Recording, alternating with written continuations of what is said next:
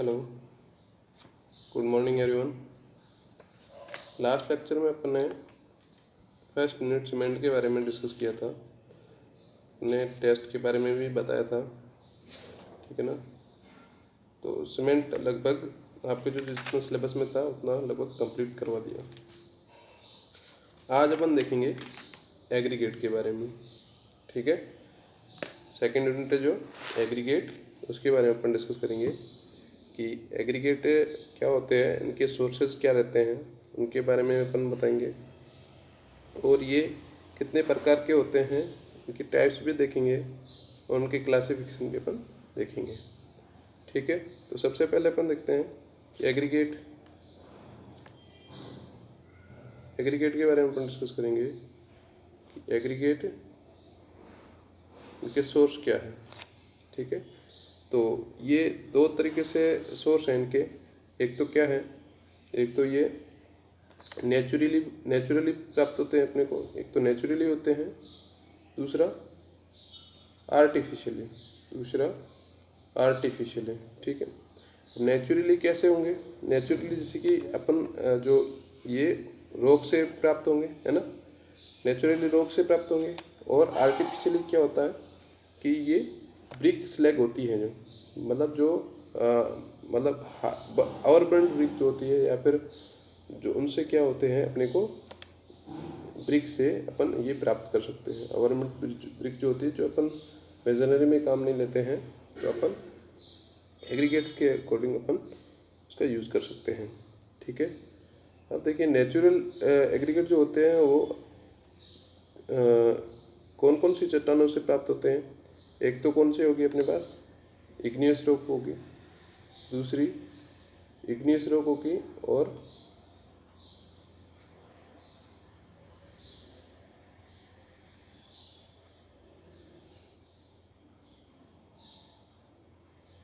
देखो अब natural rock में क्या हो गया, नेचुरल में एक तो इग्नियस रॉक से अपने को एग्रीगेट प्राप्त होते हैं। कौन सा? इग्नियस रॉक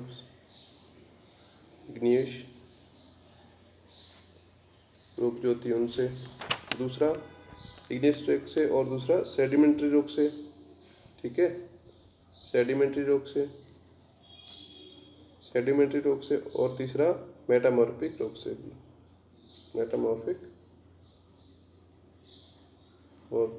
से भी। तो ये तीन अलग अलग रॉक से अपने को नेचुरली एग्रीगेट प्राप्त होता है, ठीक है। तो कंक्रीट में जो काम आने वाला एग्रीगेट है वो कौन सा होता है? इग्नियस रॉक का जो एग्रीगेट होगा वो हमेशा बेस्ट क्वालिटी का होता है, ठीक है।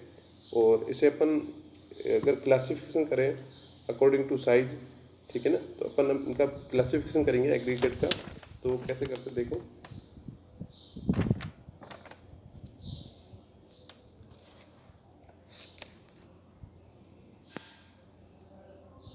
देखिए अब अपन क्लासिफिकेशन करेंगे इनका,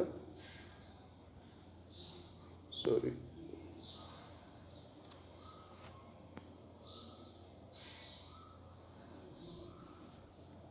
क्लासिफिकेशन देखो इसका।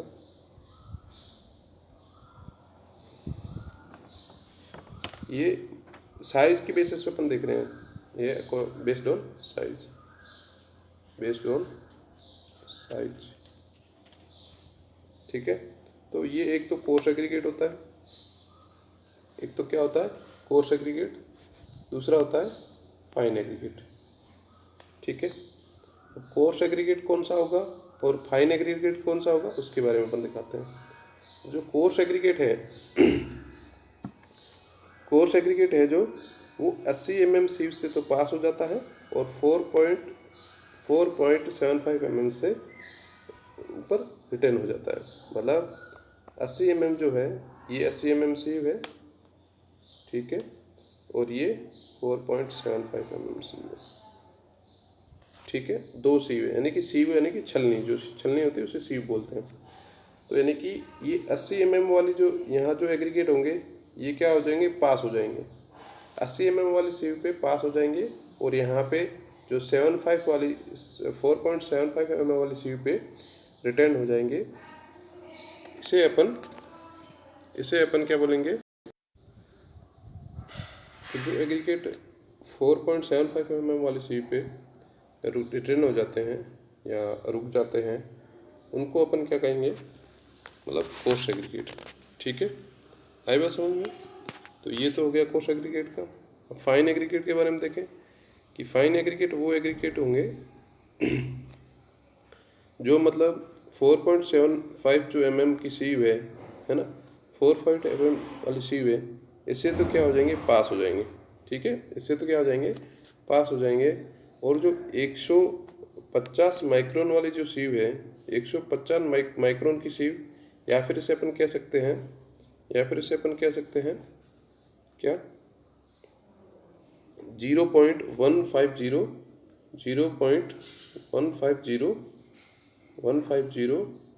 mm। ठीक है, उस सीव पर क्या हो जाएंगे, रिटर्न हो जाएंगे। आई बात समझ में। तो इसलिए अपन इसको फाइन एग्रीगेट कहते हैं। ठीक है, यहाँ तक बात समझ में आई। ओके, अब अपन आगे बढ़ते हैं। Classification of aggregate according to shape, मतलब शेप के अकॉर्डिंग भी इसका क्लासिफिकेशन देख लेते हैं। ठीक है, तो शेप के अकॉर्डिंग क्या होता है वो देख लीजिए एक बार।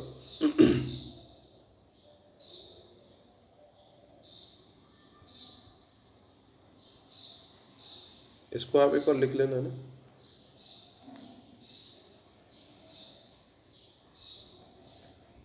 शेप के अकॉर्डिंग अपन क्लासिफिकेशन देखेंगे।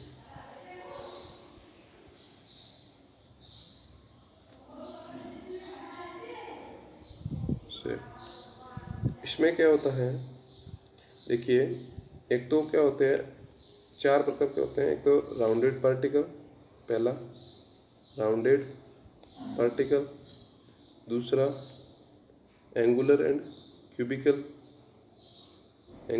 क्यूबिकल पार्टिकल्स, तीसरा होता है एलोंगेट पार्टिकल, फोर्थ होता है फ्लैकीनेस पार्टिकल। ठीक है, अब राउंडेड पार्टिकल अपन कब यूज़ करते हैं, जब अपने को जैसे कि हायर वर्केबिलिटी की ज़रूरत रहती है, मतलब कंक्रीट में यूज़ करने के लिए हायर वर्केबिलिटी की यूज़ रहता है, तब अपन राउंडेड पार्टिकल का यूज़ करते हैं। ठीक है, आई बात समझ में। और एंगुलर पार्टिकल कब यूज़ करते हैं, या फिर क्यूबिकल पार्टिकल, ये कंक्रीट में हायर स्ट्रेंथ प्राप्त करने के लिए, या फिर जब अपने को बेटर बॉन्डिंग स्ट्रेंथ चाहिए, तब अपन उसकी एंगुलर या फिर क्यूबिकल पार्टिकल का यूज़ करते हैं। अब आता है एलोंगेटेड और फ्लैकी। अब ये पार्टिकल क्या होते हैं, इसके बारे में अपन डिस्कस करते हैं। एलोंगेट पार्टिकल जो होता है, देखिए, एलोंगेट पार्टिकल के बारे में बताता हूँ। इसको मैं बता देता हूँ एक बार।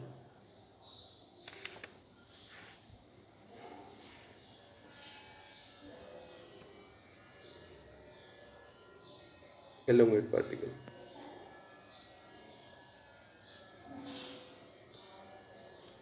Elongated aggregate. एलोंगेट एग्रीगेट क्या होता है कि मतलब जो ऐसा एग्रीगेट जिसकी जो लेंथ है, वो लेंथ जो है वो हमेशा 1.8 into mean dimension of aggregate से ज़्यादा हो। ठीक है ना, मतलब अगर जो एलोंगेट पार्टिकल है, जैसे कि ये पार्टिकल है एलोंगेट पार्टिकल, इसकी जो लेंथ है, ये वाली लेंथ हमेशा जो किससे ज़्यादा हो, 1.8 इंटू जो मीन होगी, मीन डायमेंशन एग्रीगेट होगी उससे। ठीक है ना, तो उसे अपन क्या बोलेंगे, एलोंगेट एग्रीगेट। आई बात समझ में। तो ये ऐसा एग्रीगेट कोई होगा, उसकी लेंथ जो होगी वो हमेशा 1.8 into mean dimension of aggregate से ज़्यादा होगी। ठीक है, तो इसे अपन बोल देंगे, क्या बोल देंगे, एलोंगेट एग्रीगेट। या फिर अपन इसको ऐसे भी लिख सकते हैं, 1.8 को 9/5 भी लिख सकते हैं। ठीक है, 1.8 को 9/5 इंटू मीन साइज जो होगी एग्रीगेट की वो अपन लिख सकते हैं। ठीक है, इस तरीके से। ठीक है, अब अपन देखते हैं फ्लैग की पार्टिकल। एलोंगेट पार्टिकल हो गया, एलोंगेट एग्रीगेट क्या होता है इसके बारे में समझा दिया। अब देखते हैं फ्लैकीनेस एग्रीगेट। एलोंगेट मतलब एक ऐसा बड़ा पार्टिकल जो किसी जो सीव है उसमें पास नहीं होता है, उसे अपन एलोंगेटेड पार्टिकल कहते हैं। देखिए, एक तो चपटा पार्टिकल होता है पतला वाला सा। एलोंगेटेड मतलब थोड़ा सा चपटे से थोड़ा बड़ा, मतलब थोड़ा सी साइज बड़ी होती है, उसे अपन एलोंगेटेड पार्टिकल कहते हैं। थोड़ा लंबा और लेंथ में होगा और थोड़ा मोटा सा होगा, उसे अपन एलोंगेटेड पार्टिकल कहते हैं। और जो फ्लैकीनेस पार्टिकल एग्रीगेट है उसे अपन क्या कहेंगे, चपटा जो एग्रीगेट होता है उसे अपन कहते हैं फ्लैकी एग्रीगेट। तो देखिए, अब एक बार गूगल मीट पे या गूगल पे सर्च करके देखना उसके diagram elongate particle and flakiness particle के बारे में। ठीक है, तो अब तीसरा है, जो फोर्थ है अपना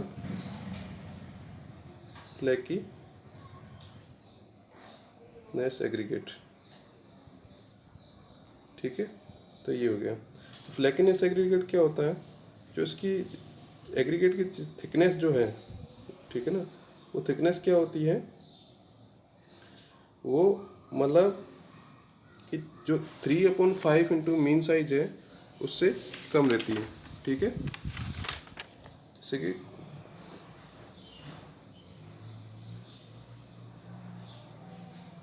कि ये देखो, इसकी जो थिकनेस है 3/5 इंटू मीन साइज,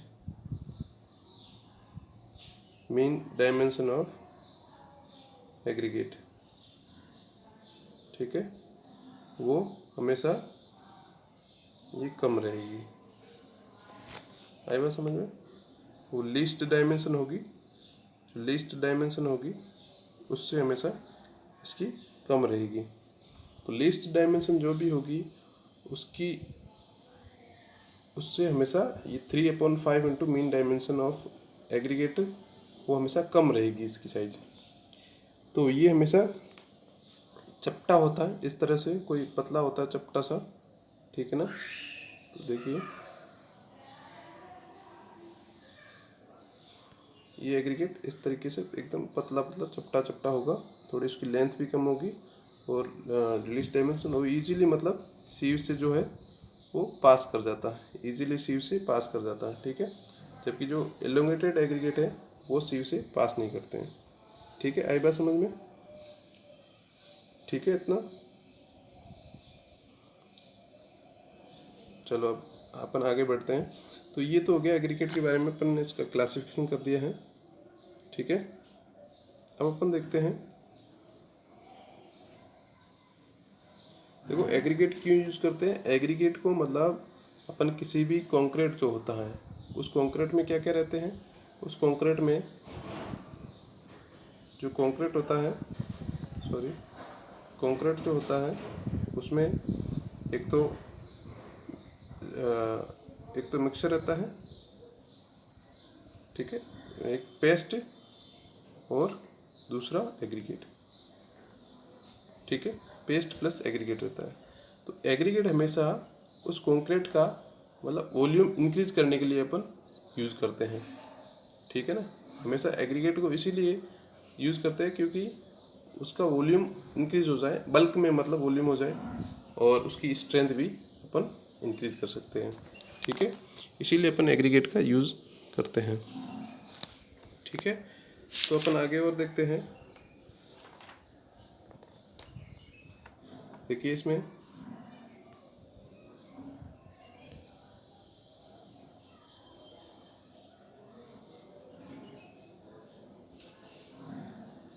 ठीक है, दिख रहा है आपको, ये पीडीएफ दिख रही है। इसमें देखिए एग्रीगेट, इसकी क्या प्रॉपर्टी होती है। एग्रीगेट की प्रॉपर्टी होती है वो मतलब अपन कंक्रीट में उसको मिक्स कर सकते हैं। ठीक है, और क्या है इसमें, स्ट्रेंथ एंड वर्केबिलिटी, कंक्रीट की जो स्ट्रेंथ एंड वर्केबिलिटी अपन प्राप्त कर सकते हैं इससे। ठीक है। देखिए स्ट्रेंथ क्या होती है और वर्केबिलिटी क्या होती है, इसके बारे में अपन देखते हैं। स्ट्रेंथ जो है मतलब ये क्या करती है, जैसे कि अपन कोई भी मटेरियल है, ठीक है, उस मटेरियल को अपन जब उस मटेरियल के अगेंस्ट ग्रेजुअली लोडिंग देते हैं तो वो कितना उसको रजिस्ट कर पाता है, उसे अपन स्ट्रेंथ कहते हैं। मतलब किसी भी अपन मटेरियल है, उस मटेरियल पे अपन धीरे धीरे ग्रेजुअली लोड देते हैं तो वो उस लोड को कितना रजिस्ट कर पाता है, उसे अपन क्या बोलेंगे, स्ट्रेंथ। ठीक है। और ये मतलब जैसे कि कंक्रीट की जो स्ट्रेंथ है वो किस पे डिपेंड करेगी, वो मतलब पार्टिकल जो है, पार्टिकल के बीच में जो इंटरलॉकिंग है, इंटरलॉकिंग या फिर बाउंड जो होते हैं उन पे वो डिपेंड करेगी। ठीक है। एग्रीगेट जो आपस में इंटरलॉक हो जाते हैं उनकी जो स्ट्रेंथ होती है, बॉन्ड स्ट्रेंथ, उस पर डिपेंड करेगी स्ट्रेंथ। ठीक है। कंक्रीट की स्ट्रेंथ उस पर डिपेंड करेंगी। अब अपन और ये डिपेंड कैसे करेगी, और इनके जो ये सरफेस फ्रैक्चर है, कंक्रीट का जो फ्रैक्चर है उस पर भी डिपेंड करेगी, क्योंकि कितना जो सीमेंट जो पेस्ट है वो कितना बाउंडेड हो जाता है पार्टिकल के। जितना सीमेंट पेस्ट कंक्रीट के जो एग्रीगेट है जितना बाउंडेड हो जाएगा उतनी ही स्ट्रेंथ उसकी ज़्यादा होगी। मान लो कि ये कोई एग्रीगेट है बाउंडेड, अब इस पे जो ये सीमेंट पेस्ट है ये इस पे बाउंड हो रहा है, और एक है फ्लैकीनेस एग्रीगेट इस तरीके से। ठीक है। इस पे जो सीमेंट पेस्ट बाउंड होगा, है ना, तो वो इसकी तुलना में इससे ज़्यादा होगा। ज़्यादा पेस्ट बाउंडेड होने की वजह से इसमें बॉन्डिंग स्ट्रेंथ जो है वो अच्छी बन जाती है, आपस में इंटरलॉकिंग अच्छी बन जाती है, जिसकी वजह से ऐसे पार्टिकल में जो ये क्यूबिकल पार्टिकल जो होते हैं या एंगुलर पार्टिकल होते हैं उनमें स्ट्रेंथ अच्छी बन जाती है। ठीक है। इतना समझ में आया।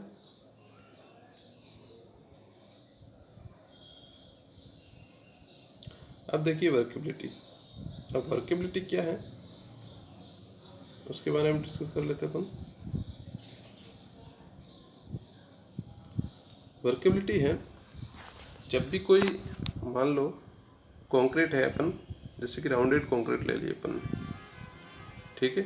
अब इन राउंडेड कंक्रीट को अपन राउंडेड एग्रीगेट ले लिए, इस एग्रीगेट को अपन पेस्ट के साथ ऐड करते हैं।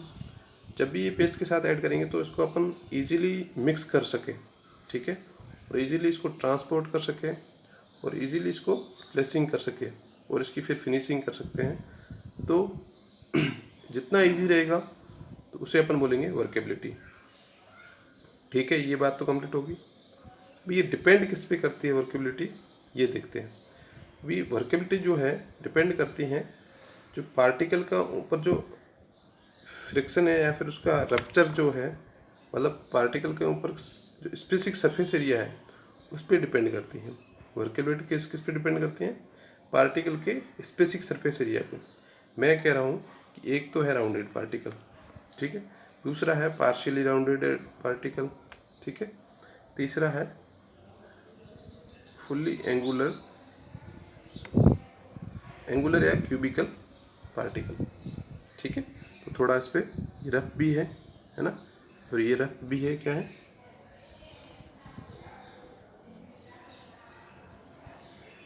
ऐसे ये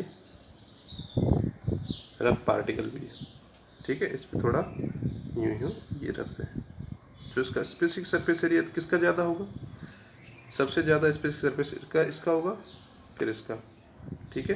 तो जो सीमेंट पेस्ट है वो किस पे ज़्यादा लगेगा, सीमेंट पेस्ट है तो इस पे ज़्यादा लगेगा, ये वाला है, क्योंकि यहाँ इसका स्पेसिफिक सरफेस एरिया ज़्यादा है तो सीमेंट जो पार्टिकल है इस पे ज़्यादा कवर होंगे। ठीक है। इस पे ज़्यादा कवर होंगे तो वर्केबिलिटी जो है वो किस में ज़्यादा होगी, इसमें राउंडेड में। क्यों? क्योंकि सीमेंट जो पार्टिकल है ज़्यादा इसका स्पेसिफिक सरफेस एरिया कवर करेंगे तो जो पेस्ट जो है वो कम बचेगा, इसलिए वो सारा स्पेसिफिक सरफेस एरिया पर लग जाएगा, कम बचेगा तो इजीली मिक्सिंग नहीं हो पाएगा, मतलब इजीली मूव नहीं कर पाएगा पेस्ट, ठीक है ना, जो कंक्रीट होगा वो। अगर राउंडेड पार्टिकल पे ये पेस्ट जो है वो इस जो ये क्यूबिकल है इसके कंपैरिजन में राउंडेड पार्टिकल पे कम पेस्ट यूज होता है, और जो पेस्ट है वो फ्री ज़्यादा रहेगा। जब फ्री पेस्ट रहेगा तो उसमें उस पेस्ट के फ्रिक्शन के कारण जो कम राउंडेड पार्टिकल के बीच में फ्रिक्शन कम लगेगा पेस्ट के कारण, इसलिए ये इजीली मिक्स कर सकते हैं अपन, इसको इजीली ट्रांसपोर्ट कर सकते हैं और प्लेसिंग कर सकते हैं और फिनिशिंग भी कर सकते हैं। तो इसलिए अब इसमें एग्रीगेट में जो राउंडेड एग्रीगेट होते हैं उसमें की वर्केबिलिटी कम होती है, और फिर पार्शियली एग्रीगेट, फिर जो होते हैं क्यूबिकल एग्रीगेट, तो जो वर्केबिलिटी है इस तरह से इंक्रीज होती है। मतलब इसमें वर्केबिलिटी ज़्यादा होगी, इसमें कम, सबसे कम होगी क्यूबिकल में। आई बात समझ में? इस तरीके से, ठीक है।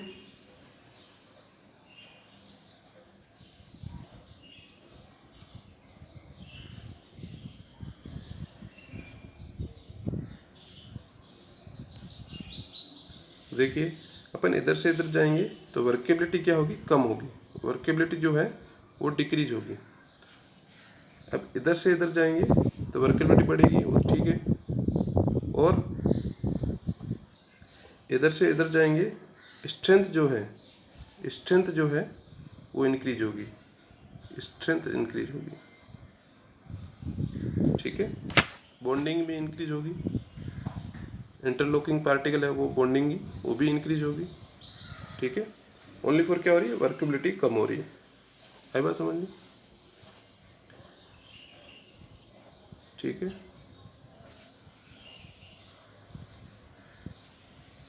तो ये शेप ऑफ एग्रीगेट है, ये मेरा राउंडेड है, ये पार्शियली राउंडेड, और ये क्यूबिकल, और ये इलोंगेटेड एग्रीगेट, ठीक है। इस तरीके से अपन कह सकते हैं। जो राउंडेड एग्रीगेट होता है उसमें ये राउंडेड एग्रीगेट के बारे में बता रखा है, ठीक है, जो मैंने बताया वही। और ये इन्होंने एंगुलर एग्रीगेट के बारे में बताया, जो मैंने बताया वही सेम चीज़ है, ठीक है। तो उसको एक बार देख लो कि rounded aggregate leads to the formation workable having low strength. जो राउंडेड एग्रीगेट में लो स्ट्रेंथ होगी, ठीक है। As lesser is the area to be lubricant is this case, and poorer is the inter particle locking and bond strength. जो इसमें lubricant जो है वो ज़्यादा रहता है, ज़्यादा बच जाता है। इस केस में क्या होता है, जो इंटर पार्टिकल्स लॉकिंग होती है वो कम होती है, और बॉन्ड स्ट्रेंथ है वो कम रह जाती है, ठीक है। ये तो हो गया उसके बारे में। अब इसके बारे में देखो, angular aggregate leads to the formation of strong mix. इसमें क्या होता है? स्ट्रॉन्ग मिक्स बनाते हैं, जिसमें क्या होती है? लेस वर्केबिलिटी होती है, ठीक है। और as better is the inter particles and bond strength but more. जो इसमें एंगुलर एग्रीगेट में क्या होता है, वर्केबिलिटी तो लेस होती है, बट इसमें क्या होता है, जो इंटर पार्टिकल्स लॉकिंग होती है वो बहुत ही ज़्यादा होती है, और बॉन्ड स्ट्रेंथ है वो ज़्यादा होती है, ठीक है।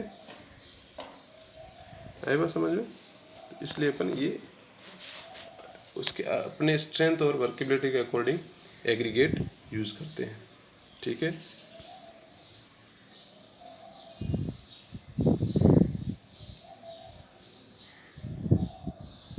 अब देखिए एंगुलरिटी नंबर क्या होते हैं, उसके बारे में अपन डिस्कस कर लेते हैं। जब एंगुलरिटी या roundness of aggregate is measured in terms of parameter angularity number. मतलब अपन जब भी एंगुलरिटी या फिर राउंडनेस ऑफ एग्रीगेट अगर मेजर करते हैं उसको अपन क्या बोलते हैं? एंगुलरिटी नंबर, ठीक है। एंगुलरिटी नंबर जो होते हैं वो कहाँ से कहाँ वेरी होते हैं? वो 0 से 11 के बीच में रहते हैं एंगुलरिटी नंबर, ठीक है। If percentage voids in the sample are 33%, ठीक है। अगर कोई जिसमें 33% है, अगर वॉइड्स है 33% जिसमें वॉइड है, तो उसका एंगुलरिटी नंबर हमेशा 0 रहेगा। ठीक है, किसी भी एग्रीगेट में 33% वॉइड है ना, 33% वॉइड है, तो उसका एंगुलरिटी नंबर हमेशा 0 रहेगा। और अगर वॉइड जो है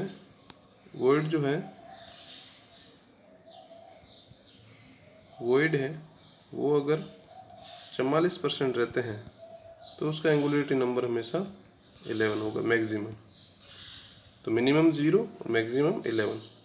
आए बात समझ में? तो ये ध्यान रखना।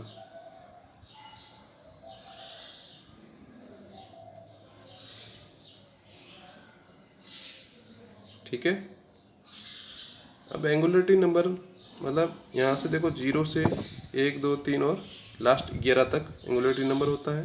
तो इसमें जो वॉइड रेशियो होते हैं, जो वॉइड रेशियो होता है वो परसेंटेज ऑफ वॉइड होता है वो कितना होता है, 33%, 34, 35 ऐसे ऐसे करके 44 तक बढ़ता है। ठीक है, जो 0 अगर एंगुलरिटी नंबर है तो उसमें जो पार्टिकल जो होंगे वो सारे के सारे क्या होंगे, राउंडेड एग्रीगेट होंगे। ठीक है, आई बात समझ में? और अगर जिसका एंगुलरिटी नंबर 11 है, तो उसमें जो पार्टिकल होंगे वो क्या होंगे, क्यूबिकल या फिर एंगुलर पार्टिकल होंगे। ठीक है, अब देखो एक न्यूमेरिकल देख लो इसमें। अगर the weight of coarse aggregate having specific gravity 2.65 है, which is completely filling units cylindrical of volume 0.003 metre cube है, और इसका जो वेट है वो 5247 ग्राम है। What is the angularity number and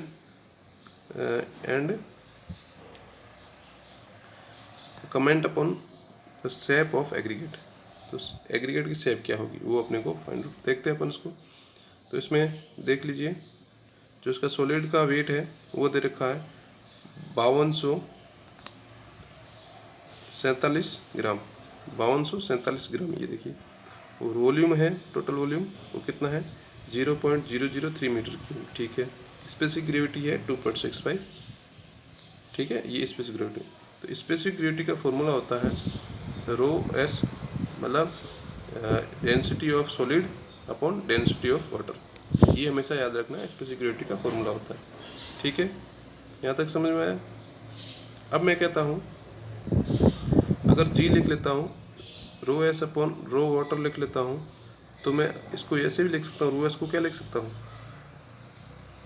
solid का जो डेंसिटी है उसको मैं लिख सकता हूँ mass of solid upon volume of solid, है ना, mass of solid upon volume of solid, ऐसे लिख सकता हूँ। इनटू रो वाटर तो है ही है। ठीक है, तो ये इस तरीके से लिख लिया इन्होंने। आई बात समझ में? तो ये दिख रहा है M S upon V S into rho water. तो जो अपन यहाँ पे निकालना क्या है, अपने को क्या निकालना है, वॉल्यूम ऑफ सॉलिड निकालेंगे यहाँ पे। ठीक है, वॉल्यूम ऑफ सॉलिड निकालेंगे पहले। तो वॉल्यूम ऑफ सॉलिड कैसे आएगा, मैंने एम एस की जगह यहाँ पे रख लिया। एम एस क्या है, 5247 ग्राम। तो 5247 ग्राम है, उसको मैंने क्या किलोग्राम में कन्वर्ट कर दिया। ठीक है, आया बात समझ में? और उसकी जो जी की वैल्यू है 2.65 रख दी, और इनटू 10⁻³ ये इसकी रो वाटर जो डेंसिटी ऑफ वाटर है उसकी वैल्यू है। ठीक है, अब अपन वॉल्यूम ऑफ सॉलिड क्या आ जाएगा, 0.00198 मीटर क्यूब। आई बात समझ में? ठीक है, यहाँ तक।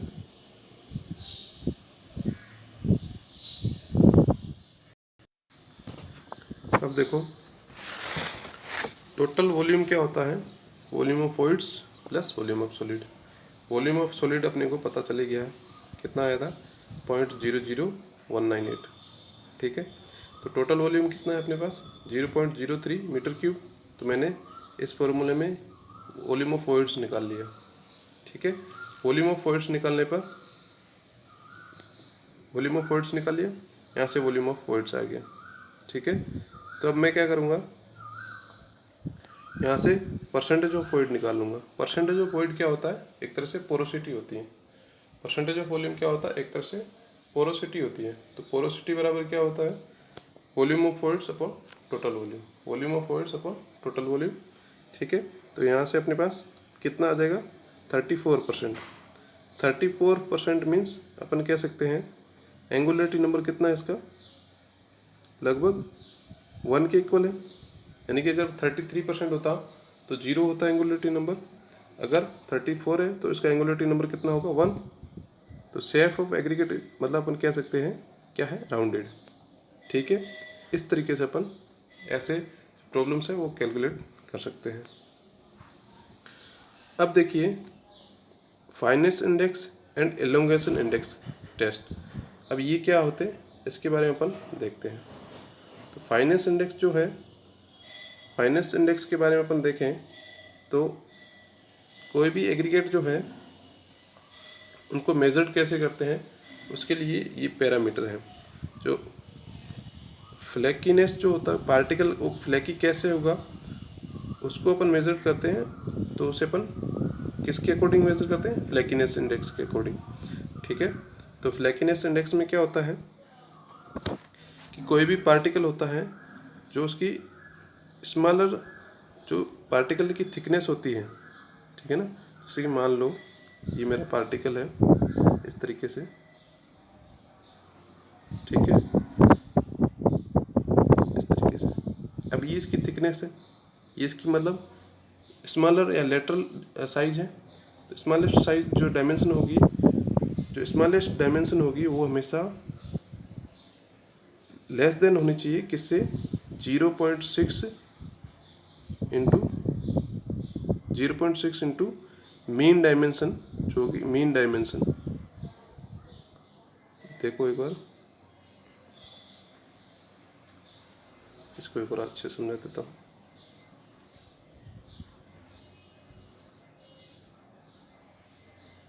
देखो अब फ्लैकीनेस से मतलब क्या होता है कि चपटा, चपटे का मतलब जैसे कोई पतला पार्टिकल जो होता है पट्टी टाइप में आपने देखी होगी, तो वो पार्टिकल जो होते हैं उसे अपन चपटा पार्टिकल बोलते हैं या फ्लैकीनेस पार्टिकल।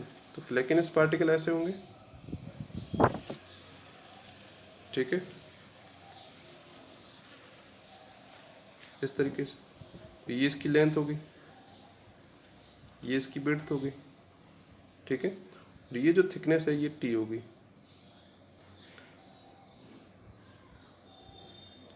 इसकी थिकनेस टी होगी, ठीक है, मतलब ये जो थिकनेस है इसकी ये दिख रहा है आपको। तो अब मैं कहता हूँ जो थिकनेस जो है मतलब इसकी जो मिनिमम डायमेंशन होगी या लीस्ट लिटरल डायमेंशन जो होगी वो क्या है, टी है।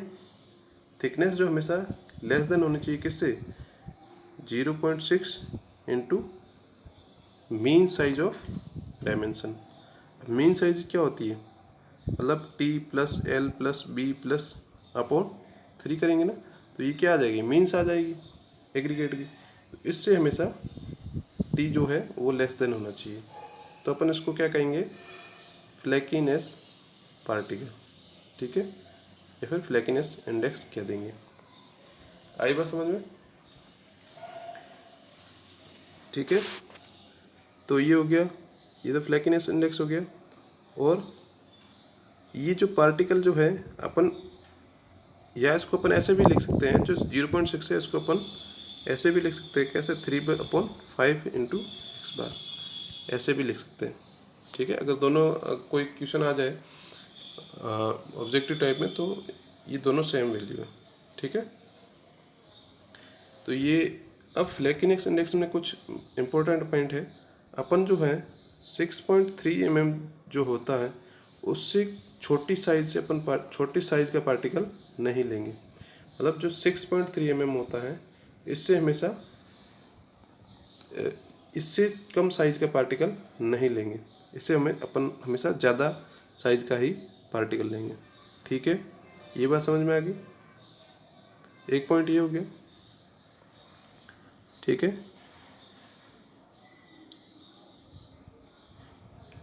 और क्या होता है, और हमेशा इसका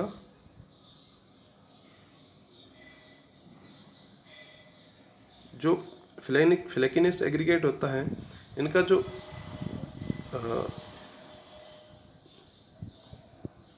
प्रिपरेशन है वो अपन 15% से ज़्यादा नहीं लेते हैं। मतलब कंक्रीट में इनका यूज़ है वो 15% से अपन ज़्यादा नहीं लेंगे। मतलब फ्लेकिनेस जो एग्रीगेट हो गया, टोटल एग्रीगेट जो होगा उनके 15% से अपन ज़्यादा नहीं लेंगे, नॉट मोर देन 15%। 15% से कम ही यूज़ करेंगे। ठीक है, आई बात समझ में? ठीक है, अपन आगे चलते हैं एलोंगेटेड एग्रीगेट के बारे में।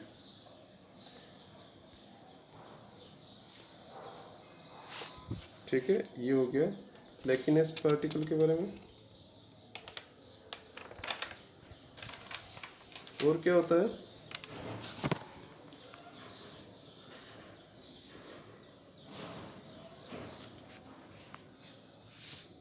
अब एलोंगेटेड पार्टिकल में क्या होता है कि अपन जो है ऐसा एग्रीगेट लेंगे जिसकी लेंथ क्या होती है, जिसकी जो लेंथ है, मतलब जो ये पार्टिकल है